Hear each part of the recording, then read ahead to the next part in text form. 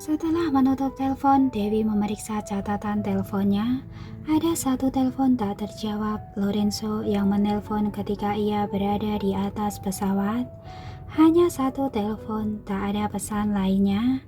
Dewi ragu-ragu apakah harus menelponnya kembali, tetapi teringat Lorenzo bertemu dengan Juliana kemarin malam dan tak menjelaskan apapun padanya, maka ia tak ingin menjelaskan apapun juga. Ketika memikirkan hal ini, Dewi menyimpan ponselnya kembali dan menarik koper. Ia melangkahkan kaki berjalan keluar. Nona Dewi kan? Di saat ini, beberapa pria berpakaian setelan hitam menghadangi jalan Dewi. Aku diutus Yang Mulia untuk menjemputmu. Silakan sebelah sini. Sebelum Dewi kemari, Willy sendiri yang merekomendasikannya pada Raja. Raja mengirim orang untuk menjemputnya. Dewi datang ke Denmark sebagai dokter yang terhormat. Jadi wajar jika ada orang yang menjemputnya sekarang. Namun Dewi merasa ada yang aneh. Ketika ingin bertanya, beberapa orang itu langsung mengelilinginya dan mendesaknya masuk ke dalam mobil. Dewi langsung merasa ada yang tidak beres. Ia tidak bersedia naik mobil, lalu ia bicara dengan sikap waspada. Pangeran Willy mengutus orang untuk menjemputku. Lebih baik aku telepon dia dulu. Tidak perlu, naik mobil dulu saja. Seorang pengawal langsung mendorong Dewi ke dalam mobil. Dewi mengenyitkan kening ketika ia ingin mengamuk. Tiba-tiba terdengar suara familiar. Tabib Dewi. Ia menoleh, orang itu adalah Robin. Di belakangnya ada beberapa tentara kerajaan dan perwira militer tua. Robin membungkuk memberi hormat dulu, lalu berkata sambil tersenyum. Semuanya, dia adalah tabib khusus yang diundang oleh Yang Mulia. Lebih baik aku yang mengantarnya saja. Tak perlu merepotkan kalian. Robin benar-benar merendahkan statusnya untuk memberi harga diri pada lawan bicara. Beberapa orang itu tidak bisa marah secara terang-terangan, tapi mereka juga punya tugas sendiri, jadi mereka bicara dengan nada memaksa. Kami juga diperintah untuk... Diperintah? Siapa yang memberi perintah? Perwira militer tua itu maju dan bertanya dengan dingin, Yang Mulia meminta kalian menjemput tabib ini ke istana. Kenapa aku tak mendengar perintah itu? Atau aku pastikan sekali lagi? Wajah beberapa orang itu berubah seketika berhadapan dengan perwira militer tua itu. Mereka lekas menundukkan kepala, memberi hormat dan buru-buru pergi. Robin menghela nafas lega lalu membungkukkan punggung berterima kasih pada perwira militer tua itu. Terima kasih, Pak Franky. Yang Mulia, tidak mungkin ada waktu untuk menangani hal-hal sepele seperti ini. Tak disangka, ada yang mencari kesempatan dalam kesempitan. Untung saja kamu mencariku tepat waktu. Kalau sampai terjadi apa-apa dan menunda pengobatan Pangeran Willy, maka akan gawat sekali. Franky mendesah tak berdaya. Benar, untung saja. Kalau tidak, aduh. Robin mendesah panjang. Yang Mulia selalu mengkhawatirkan kesehatan pangeran. Franky menepuk pundaknya. Hanya saja, Yang Mulia sudah tua. Banyak hal yang tak bisa ditangannya sendiri. Aku paham.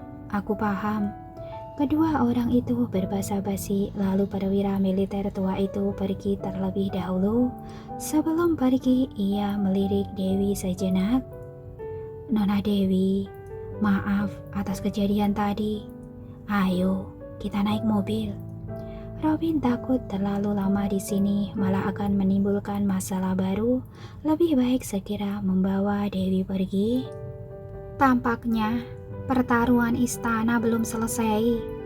Dewi menatap kaca spion belakang. Ia menyadari ada yang mengikuti mereka dari belakang. Cepat, lebih cepat. Robin mendesaknya dengan buru-buru lalu mendesah tak berdaya. Orang-orang ini selalu mencari kesempatan, benar-benar tak akan melepaskan dengan begitu mudah. Biar aku saja. Dewi bertukar posisi dengan sopir. Pasang navigasi. Baik. Sopir itu lekas memasukkan tempat tujuan di navigasi mobil. Dewi menghidupkan mobil, menginjak pedal dan meluncur keluar. Sopir itu masih belum duduk dengan benar, ia hampir saja menabrak kaca depan. Di kursi belakang, Robin jatuh dari kursinya, ia ketakutan dengan wajah memucat. Tapi Dewi tak mempedulikan banyak hal, ia mempercepat laju, menyalip di tengah-tengah mobil, menyetir mobil begitu cepat dan tiba di Kastel Willy dalam waktu singkat. Robin dan dua pengawal turun dari mobil, sepasang kaki mereka gemetaran, wajah juga memucat. Pangeran Willy sudah menunggu Dewi di depan pintu sejak awal. Ketika melihat kondisi mereka, ia tertegun lalu tertawa. Pasti Dewi yang menyetir kan? Ada yang mengikuti kita harus segera mengecoh mereka. Dewi turun dari mobil sekalian melemparkan kunci mobil ke pengawal. Keterampilan menyetir Nona Dewi ini benar-benar luar biasa. Robin akhirnya tenang kembali, menarik nafas sambil memegang bagian dadanya. Robin, kamu sudah tua. Pangeran Willy tertawa menggodanya lalu mulai batuk-batuk kembali. Pangeran. Robin lekas maju menepuk bagian punggungnya. Willy, kenapa raut wajahmu buruk sekali? Dewi maju memeriksa kondisi Willy, juga mengulurkan tangan menyentuh keningnya. Astaga, kamu demam. Sudah demam seminggu. Di hari ketiga mulai seperti ini. Suhu tubuhnya naik turun terus. Sulit sekali turun. Robin berkata dengan panik. Nona Dewi, Nona adalah harapan kami. Bawel. Pangeran Willy memelototi Robin lalu menatap Dewi dengan hangat. Dewi, tak separah yang ia katakan. Aku hanya demam saja. Mungkin cuaca terus berubah, jadi belum terbiasa. Masuk ke dalam dulu, coba aku periksa. Dewi mendorong Pangeran Willy ke dalam. Robin lekas memerintah pelayan membawakan koper dan tas Dewi. Pelayan pun mengikuti dari belakang. Di dalam istana itu penuh dengan pengawal dan pelayan. Semuanya menundukkan kepala memberi hormat pada Dewi. Dewi adalah penyelamat kastel ini, seorang dewa yang akan memutuskan nasib mereka. Bagaimanapun jika sampai terjadi apa-apa pada Pangeran Willy, semua orang di tempat ini juga akan bernasib buruk. Setelah kembali ke kamar, Dewi mencuci tangan dan mulai melakukan pemeriksaan secara rinci pada Pangeran Willy. Kira-kira setelah 1 jam, ia baru menyimpulkan, kamu diracuni orang lagi. Hah? Robin terkejut. Bagaimana bisa? Kali ini kami sudah sangat berhati-hati. Semua makanan sudah diperiksa sebelum disantap. Berarti kemampuan meracuni orang ini sangat tinggi. Dewi mengeluarkan sebotol obat dari tas rangselnya dan diberikan pada Robin.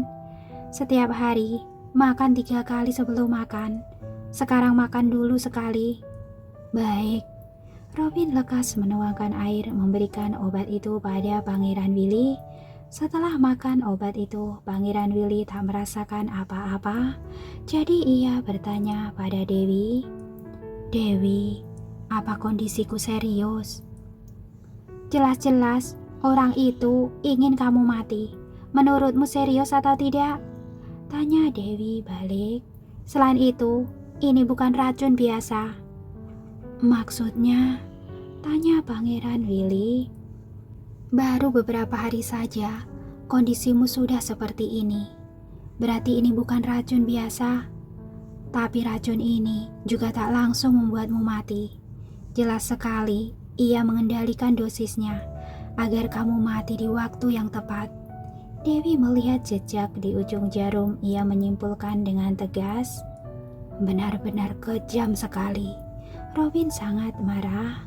Pangeran tidak ingin merebut tahta, hanya ingin hidup dengan damai. Kenapa mereka selalu menginginkan kami mati? Sekarang tak ada gunanya mengeluh. Yang terpenting sekarang adalah kita harus segera mencari sumber racun itu. Dewi melirik sekeliling dan berkata pada Willy, "Willy, aku harus membersihkan sekali lagi kastelmu ini." "Terserah, katamu saja." Pangeran Willy menganggukkan kepala dan memerintah, "Semuanya, dengarkan perintah Nona Dewi." "Baik." Robin dan para pengawal juga para pelayan menjawab serempak. Setelah mendapatkan izin dari Pangeran Willy, Dewi memerintah dengan tegas, "Robin, awasi semua pintu keluar masuk. Dalam waktu 12 jam, tidak boleh membiarkan siapapun keluar dan juga tidak boleh mengizinkan mereka berkomunikasi dengan orang lain." "Baik." Robin lekas melaksanakan. "Cari sumbernya dulu, baru selesaikan masalah." Dewi memperhatikan jam tangan sambil memerintahkan Robin, "Setelah 1 jam, minta semua orang berkumpul di pintu utama. Aku ingin memeriksa." "Baik, Nona Dewi." Robin lekas melaksanakan. "Sekarang aku ingin memeriksa saklar air utama, saklar air di kamarmu, dan juga ruang penyimpanan." Dewi mengambil tas rangselnya. "Aku ikut denganmu." Pangeran Willy memberi instruksi tangan. Para pengawal mendorong kursi rodanya dan menemani Dewi pergi memeriksa bersama. "Dewi, kamu curiga ada orang yang menaruh racun dalam sumber air?" tanya Pangeran Willy. "Seharusnya kamu sudah tahu sejak awal kamu diracuni dan sudah melakukan pemeriksaan secara diam-diam, kan?" prediksi Dewi. "Kamu sungguh cerdas." Pangeran Willy menghela nafas. "Karena kamu sudah memeriksa, berarti tidak ditemukan masalah di bagian dapur. Kalau begitu, masalahnya ada di tempat tak terlihat." Dewi mulai berspekulasi. "Selain sumber air dan ruang penyimpanan, aku tidak terpikir tempat lain." "Sebenarnya, aku juga berpikir ke sumber air." Pangeran Willy berkata, "Seluruh orang di istana menggunakan sumber air yang sama denganku. Kalau ada masalah dengan air itu, kenapa mereka baik-baik saja?" "Bagaimana kamu tahu mereka baik-baik saja?" tanya Dewi balik. Pangeran Willy tertegun, seluruh pengawal pun gugup. "Daerah pertengahan alis mereka menggelap, berarti sedikit banyak mereka juga diracuni. Hanya saja, kondisi tubuhmu itu ditambah obat yang membuat racun berbentrokan dengan obat, jadi reaksimu lebih cepat terlihat." Dewi berkata dengan serius, "Terus terang saja, kalau aku baru datang ke sini beberapa bulan lagi, kalian semua mungkin akan jadi mayat hidup. Hingga mati, kastel ini jadi kediaman berhantu." Ketika mendengar ucapan ini, semua orang ketakutan. "Mereka sungguh keji." Pangeran Willy marah hingga kedua tangannya gemetar. Ia yang biasanya stabil dan tenang sekarang kehilangan kendali. Untung saja semuanya masih sempat. Dewi memeriksa sumber air, ternyata masalahnya dari sana. Jenis racun ini sangat kecil, tak terlihat tapi pelan-pelan menyerap ke dalam tubuh manusia. Dalam waktu yang lama, orang itu dipastikan akan mati. Sedangkan Pangeran Willy bisa bereaksi begitu cepat. Yang pertama, karena ia telah cacat untuk waktu lama, jadi tubuhnya lemah. Kedua, karena ia selalu mengonsumsi obat Dewi. Obat dan racun saling bertimbian, jadi reaksinya semakin cepat. Justru karena reaksinya begitu cepat, makanya dapat mengambil tindakan tepat waktu. Jika tidak, Pangeran Willy akan sama seperti yang lain. Baru ada reaksi setelah beberapa bulan hingga saatnya nanti. Tabib legendaris yang terkenal pun tak akan bisa melakukan apa-apa. Pangeran Billy segera meminta orang untuk mematikan sumber air lalu menemani Dewi pergi memeriksa ruang penyimpanan. Dewi memeriksa secara teliti. Ia menyadari ada sekotak minyak esensial yang belum dibuka. Ia lekas meminta orang membukanya lalu menggunakan jarum untuk memeriksa. Ternyata benar minyak ini bermasalah. Minyak esensial ini digunakan khusus untukku, Pangeran Willy menjelaskan. Karena aku sulit tidur, setiap malam harus menggunakan pewangi untuk tidur. Tapi aku selalu minta teman lamaku yang meraciknya. Seharusnya ia tidak akan mencelakaiku. Aku tidak tahu siapa yang mencelakaimu, tapi minyak esensial ini memang bermasalah. Dewi sangat yakin. Aku hanya bertanggung jawab mencari barang beracun. Mengenai orangnya, kamu sendiri yang menyelesaikannya. Paham.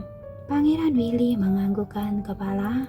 Di saat ini pengawal datang melapor seluruh orang sudah berkumpul di pintu utama. Dewi dan Pangeran Willy lekas ke sana. Apa ada pelayan baru bekerja di kastil ini? Tanya Dewi. Tidak ada. Mereka semua pelayan yang ditinggalkan ayah dan ibuku. Pangeran Willy mendesah. Hanya para pengawal di sampingku yang baru dipekerjakan 2 tahun lalu. Yang lainnya sudah lama bekerja di sini. Aku rasa mereka tak seharusnya mencelakaiku.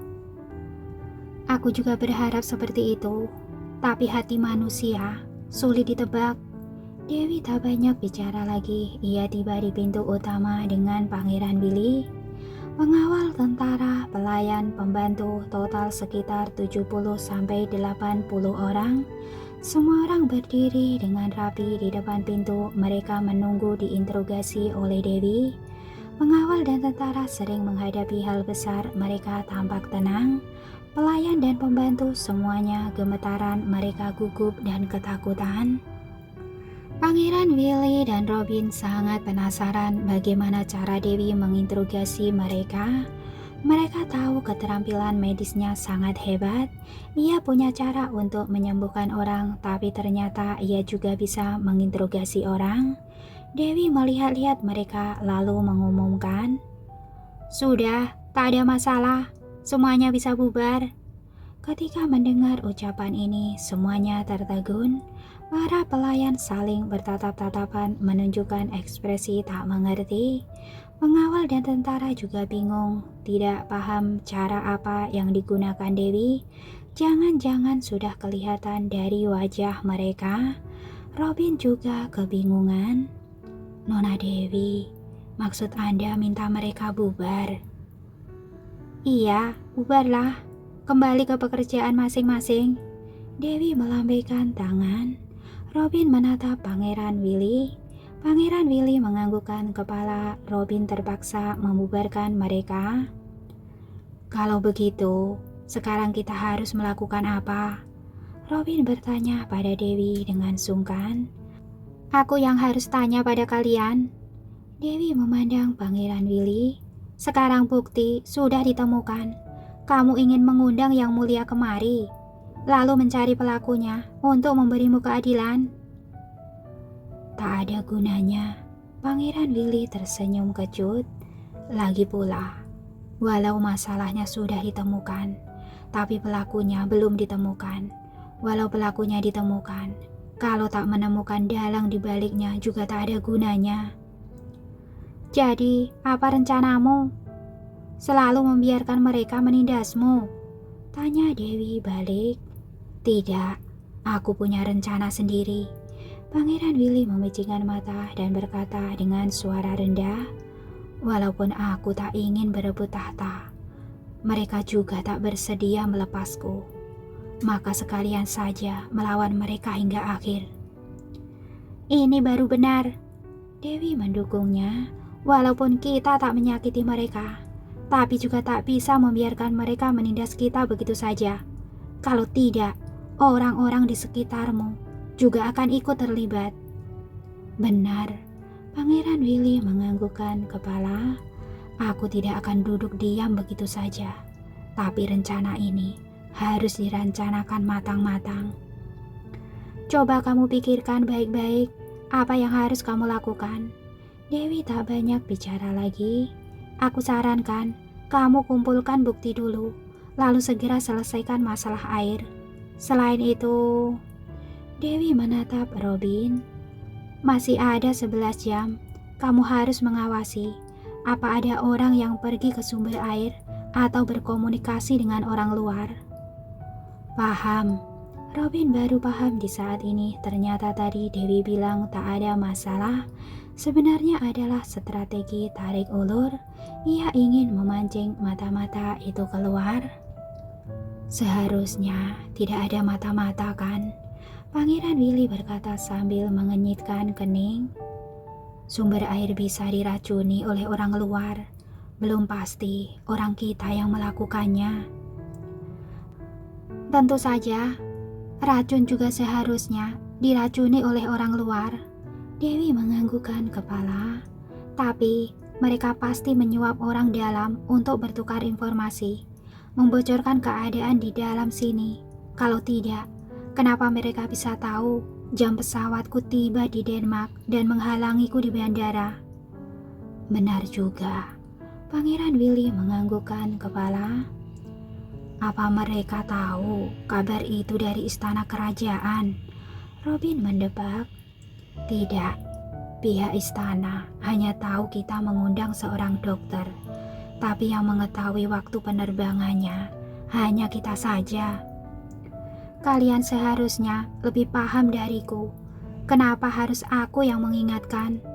Dewi menggelengkan kepala, menghela nafas. Willy, pantas saja kamu ditindas orang hingga seperti ini. Pikiranmu tak boleh sesederhana itu. Benar kata Dewi. Kedepannya, aku harus berpikir lebih terbuka. Pangeran Willy tersenyum. Sudahlah, aku kembali ke kamar istirahat.